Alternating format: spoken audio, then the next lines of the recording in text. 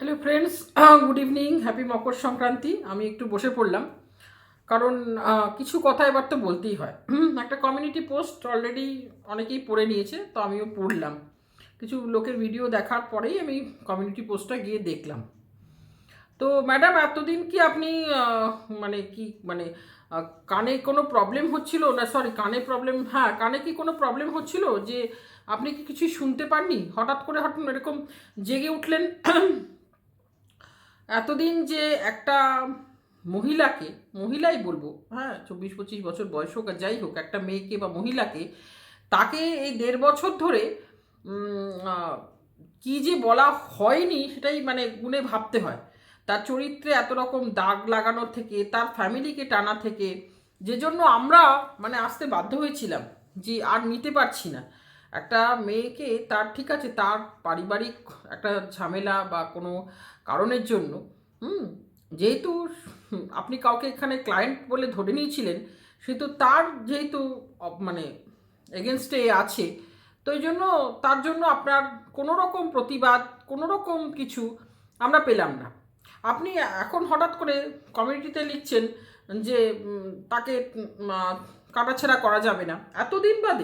এতদিন বাদে তখন কি করছিলেন যখন এই ঘটনাগুলো হচ্ছিল দিনের পর দিন? মানে একে রীতিমতো মলেস্ট করা হচ্ছিল, এর ফ্যামিলিকে নিয়ে খারাপ খারাপ কথা। এখনও রিসেন্টও কারোর আপনার ভিডিওতে, সে এখন আপনারও এগেনস্টে একটু একটু কথা বলছে, যাই হোক, তার ভিডিওতে এখনও তার লিগাল অ্যাডভাইজার, আপনি যেরকম কারোর লিগাল অ্যাডভাইজার, তার লিগাল অ্যাডভাইজারের সঙ্গে, যেহেতু সে মেয়ে, তার অন্যরকম একটা সম্পর্কের ইঙ্গিত করা, তার ফ্যামিলির লোকেদের নিয়ে তাকে নিয়ে ইঙ্গিত করা, আপনার এখন এগুলো চোখে পড়েনি? আর এতদিন যা হয়েছে সেগুলো কি আপনার চোখে পড়েনি? আপনি হঠাৎ করে কেন বলুন তো এগুলোর মানে মধ্যে ঢুকছেন? কারণ কোনো একটি বিশেষ মানে মানুষকে এখানে লোকজন তার সম্পর্কে বলছে। অ্যাকচুয়ালি তার সম্পর্কে বলার কিছু নতুন করে হয়নি। তা তার এন্ট্রিটাই হয়েছে এখানে বিশেষভাবে। বিশেষভাবে তার বিশেষ মানুষ এসে তার সম্পর্কে নানা রকম কথা বলেছে, তারপর অবভিয়াসলি এখানে ক্রিয়েটাররা কন্টেন্ট পেয়েছে, তারা তো বলবেই।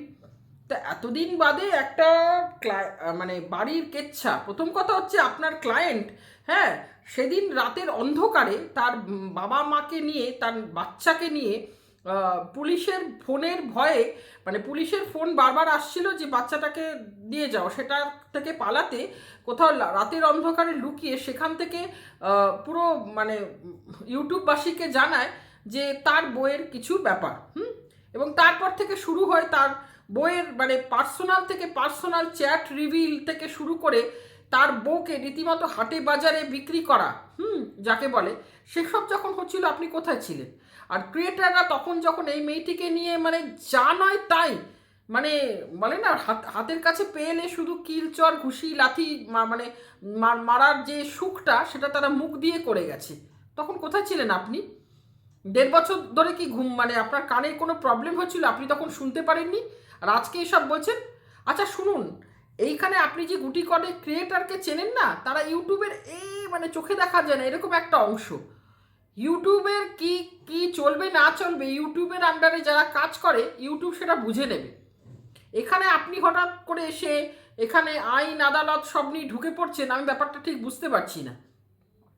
কারণ এখানে অনেক রকম রোস্টিংও হয় অনেককে নিয়ে, এখানে কন্ট্রোভার্সিও হয়, এখানে অনেক কিছু হয়, ব্লগার আছে, এখানে অনেক রকম চ্যানেলের অনেক রকম কি আছে।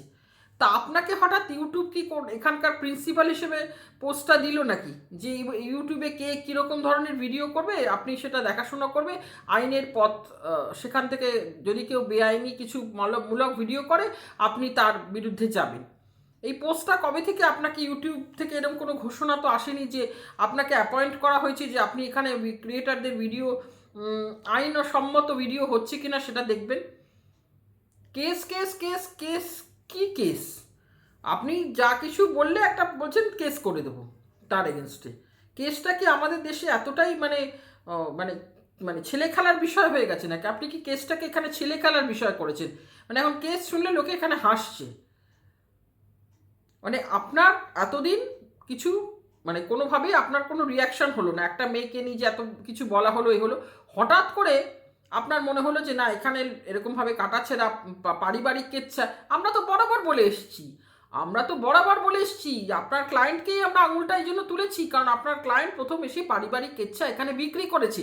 এবং আপনি যদি এই পদক্ষেপটা আপনার খারাপ নয়, কারণ আমিও বলবো এই কেচ্ছা বিক্রি করে মানে যেসব ব্লগাররা আজকে এত এত তাদের views, lakh lakh views, gift সব কিছু সে আদায় করেছে তার পারিবারিক কেচ্ছা বিক্রি করে, সেখানে কষ্ট করে একটা ব্লগার তার দৈনন্দিন জীবনকে সুন্দর করে সাজিয়ে গুজিয়ে লোককে রিয়েল মতো ভালো মতন ইনফ্লুয়েন্স করছে, একটা ভালো কিছু কথা বলে একটা ভালো কিছু তার দেখিয়ে লোকে দুটো শিখতে পারছে। হ্যাঁ, এরকম ব্লগার আমি খুব ছোট ছোট ব্লগার আমি দেখেছি, আমি নিজে তাদের ব্লগ দেখে আমি খুব স্যাটিসফাইড, কিন্তু তারা ভিউজ পাচ্ছে না, কারণ সেখানে মাল মশলাদার এই মুখরোচক খাস্তা মুখরোচক কোনো নিউজ নেই, আর এইখানে মৌমাছির মতো সব ভিড় করছে।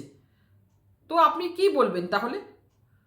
তাহলে মানে আগে কেচ্ছা বিক্রি করা আপনার আপনার যে ক্লায়েন্ট, সো কল ক্লায়েন্ট, তাকে আগে আপনি বলুন যে কেচ্ছাটা এতদিন ধরে কেচ্ছা বিক্রি করে এত এত ভিউজ করেছে, এখন যখন তার বিরুদ্ধে কেউ কেউ কথা বলছে সেটা সে নিতে পারছে না, আর তার বইয়ের বিরুদ্ধে যা কিছু বললো তখন সে মজা লুটেছে, যে আমার মানে বউ তো কি নাকি সে কোনো চার দেওয়ালের মধ্যে সে কারোর সঙ্গে চ্যাট করেছিল, এটা তার বিশাল অপরাধ হয়ে গেছিল। সে অপরাধের শাস্তি হিসেবে তাকে এখানে মানে হাটে বাজারে তাকে নগ্ন করতে একটুও মানে তার বাঁধেনি। 5 বছর তো সংসারটা করেছিল রে ভাই।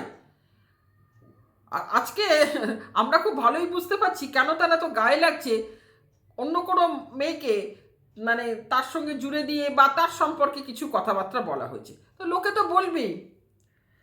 তো বলবেই যেরকম চরিত্র আসবে লোকে তার সেরকম চরিত্রের চচ্চড়ি রান্না করবে।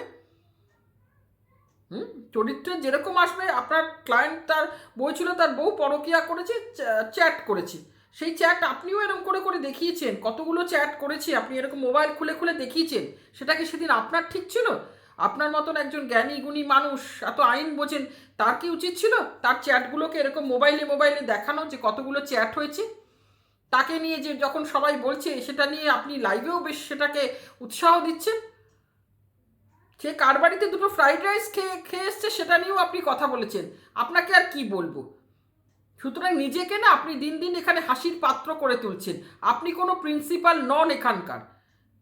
এখানে কতটা ভিডিও কতটা আইনসম্মত হবে, ইউটিউবের গাইডলাইন্সের মানে আওতায় কতটা পড়বে না পড়বে, এই যে কারোর চ্যানেল উঠে গেছে, কারণ জনগণের রিপোর্টে উঠেছে, কিসে উঠেছে জানি না, নিশ্চয়ই কোথাও গাইডলাইন্স সে ভেঙেছে যে চ্যানেল সে আজও ফেরত পায়নি। সুতরাং এখানে যা করবে ইউটিউব করবে, এখানে কোনো ব্যক্তি মানুষ আজকে আমি এসে বললাম যে এখানে এসব কিছু চলবে না, সবাই বন্ধ করে দেবে, এটা হবে না। তবে হ্যাঁ, একটা প্রতিবাদমূলক ভিডিও করাই যায়, একটা দুটো বিন্দুতে বিন্দুতে সিন্ধু হয়। তো অনেকের প্রতিবাদ এলে অবভিয়াসলি সেখান থেকে একটা চাপ পড়ে। তো সেই প্রতিবাদের ভাষা তো আমরা ছিলাম, তার বললে আমাদেরও অ্যাটাক করা হয়েছে, আমাদেরও বলা হয়েছে আমরা নোংরাকে সাপোর্ট করি। আমরা যতটা না সাপোর্ট করেছি, আমরা জিনিসটাকে মানে মানে এই যে কাটাছেঁড়া, এই যে একটা নোংরামি করা, একটা মেয়েকে নিয়ে দিনরাত মলেস্ট করা, তার বিরুদ্ধে দুটো মুখ খুলেছি। তাতে আমাদের বলা হয়েছে আমরা নোংরামিকে সাপোর্ট করি এবং আমাদেরও চরিত্র সেইখানে খারাপ। সেখানে কোথায় ছিল আপনার বক্তব্য? আপনার বক্তব্য কোথায় ছিল? আজকে আপনি যাদের পেছনে পেরেছেন তারা অনেক, হ্যাঁ তারা অবশ্যই তারা মেয়েটিকে নিয়ে যা নয় তাই বলেছে এবং আমাদের মতো ক্রিয়েটারদেরও দিকে আঙ্গুল তুলেছে, যেখানে আমরা মানে যথেষ্ট ভদ্র সভ্য সব কিছু ডিগনিটি মেনটেন করে ভিডিও করি। অ্যাটলিস্ট আমি আমার কথা বলবো, আমাকে পর্যন্ত অ্যাটাক করা হয়েছে, তখন কোথায় ছিলেন আপনি? কোথায় ছিলেন আপনি? তখন যদি আপনি তাদের বিরুদ্ধে তখন কথা বলতেন, আমরাও আপনাকে একটা বড় করে সেলুট জানাতাম। আপনি গালাগালি বন্ধ করতে বলেছেন, আমরা খুশি হয়েছি, হ্যাঁ ঠিকই, এগুলো তো কিন্তু বারবার দেখা যাচ্ছে আপনার খুব কাছের মানুষ, তাদের প্রতি আপনার কোনো বক্তব্য নেই যে গালাগালি বন্ধ করো, এই ধরনের ভাষা ইউজ করো না, অশ্লীল ভাষা। তারা অবলীলাক্রমে ইউজ করে যাচ্ছে। যখন কোনো কিছুর মানে জায়গায় নিজেকে প্রতিস্থাপন করবেন না যে আমার কথা সবাই শুনবে, আগে আপনাকে সেই পর্যায়ে নিয়ে যেতে হবে যেখানে লোকে আপনাকে দেখেই বলবে যে আপনি নিরপেক্ষ মানুষ, আপনি মানে যা বলেন সেটা নিরপেক্ষভাবে বলেন, সবাইকে সমান দৃষ্টিতে দেখেন, যা বলেন সেটা ভালোর জন্য বলেন, তাহলে সবাই আপনাকে মানবে। আদারওয়াইজ আপনি নিরপেক্ষ হবেন না, আপনি সময়কালীন বলবেন কাটাছেঁড়া বন্ধ করুন আর সময়কালীন আপনি কাটাছেঁড়া এনজয় করবেন, তাহলে তো হবে না ম্যাডাম। তাই আগে আপনি নিজেকে সেই নিরপেক্ষ জায়গায় তুলে আনুন। আমরা তারপরে তো আমরা আপনার সাথে অবশ্যই আছি। হ্যাঁ, আমরা চাই না কোনো রকম কী যেন বলে ফ্যামিলি কেচ্ছা এখানে বিক্রি হোক, মানুষ ভদ্র সভ্য ব্লগ করে উপার্জন করুক, কিন্তু তার আগে তো আপনারা সেগুলোকে সমর্থন করেছেন। হ্যাঁ, তো আজকে তো বললে হবে না, না ম্যাডাম। তো আপনার সাথে আছি, আগে আপনি সেই জায়গায় নিজেকে নিয়ে যান, ব্যাস এটুকুই আমার বলা ছিল। আর বাকিদের জন্য ভালো থেকো, সুস্থ থেকো, আবার আসবো অন্য কোনো ভিডিও নিয়ে। এইটুকু মুখ খোলার তো দরকারই ছিল। টাটা।